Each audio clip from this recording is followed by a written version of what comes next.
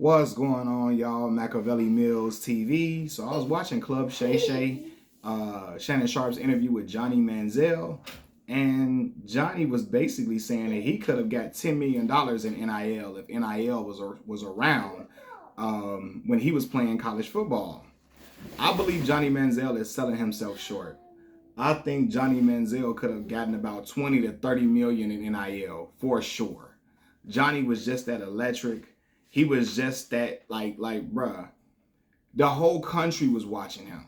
I was in college at Mississippi Valley State University when Johnny Manziel hit the scene. And I remember Manziel Mania. That was crazy. The man's nickname was Johnny Football.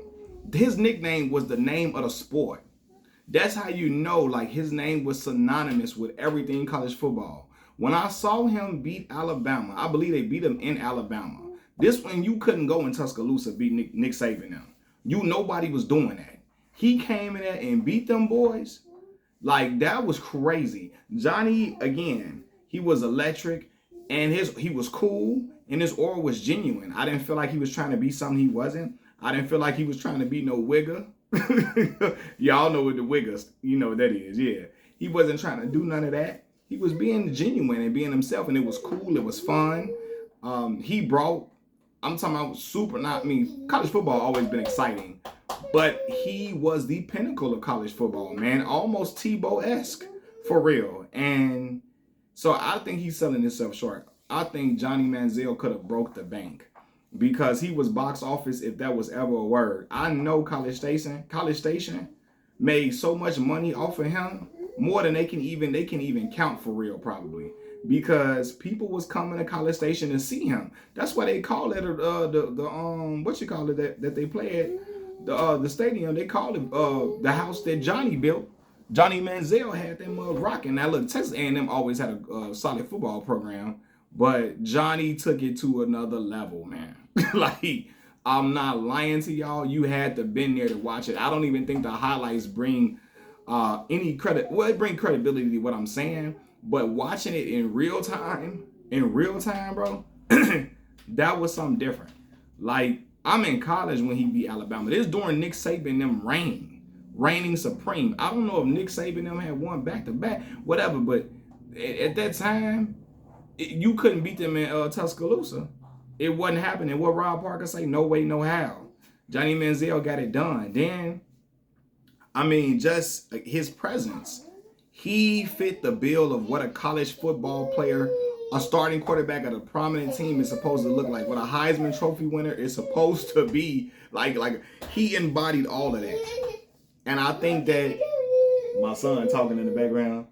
I think if you really didn't watch it, you have to watch it to see what I'm talking about.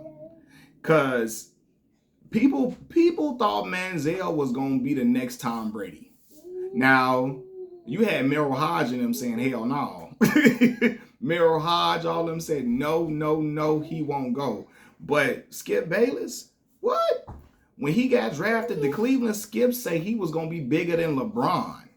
Because, again, he just was he was dynamic, man. And people thought that his spillover, they thought the success in college was going to spill over to the NFL. Unfortunately for Johnny, it didn't. Then Johnny started leaning towards alcoholism, etc. And that ultimately helped to derail his career, and it ended his time in the NFL ended a lot sooner due to his problems with substance abuse. But yeah, people was thinking that people was going to go get Johnny Manziel jerseys when he was with Cleveland. As soon as he got drafted, because they saw what happened in College Station at Texas A&M. I know he don't got to pay for nothing in College Station. I know he don't. I know he like the mayor, he like the president in College Station for sure. And in Texas, especially when you look at Texas football and how much football means. Hold on one second. And how much football means in Texas.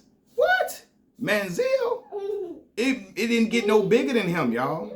It didn't get no bigger. Like when you see certain dudes today, even the most heralded players, Caleb Williams and all them, they didn't come close to what Johnny Manziel was emitting. Shoot, the brother, look, I'm telling you, He had me thinking he was gonna be something special in the NFL. I'm looking like I hope the Bears could have got him. That's what I'm. Cause again, man, it was effortless. And then you find out it really was effortless. He never really was a big student of the playbook or none of that.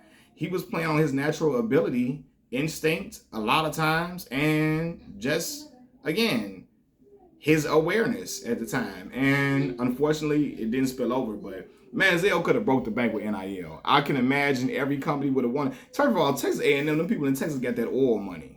Okay, so they gonna find him where they would have found him whatever money he was looking for, whatever they could, to make sure that man lived handsomely. I'm sure he already lived handsomely, but I promise you, if he could have got paid, shit, Johnny would have been driving around in a Lamborghini around campus. He would have had 6, 7 cars probably.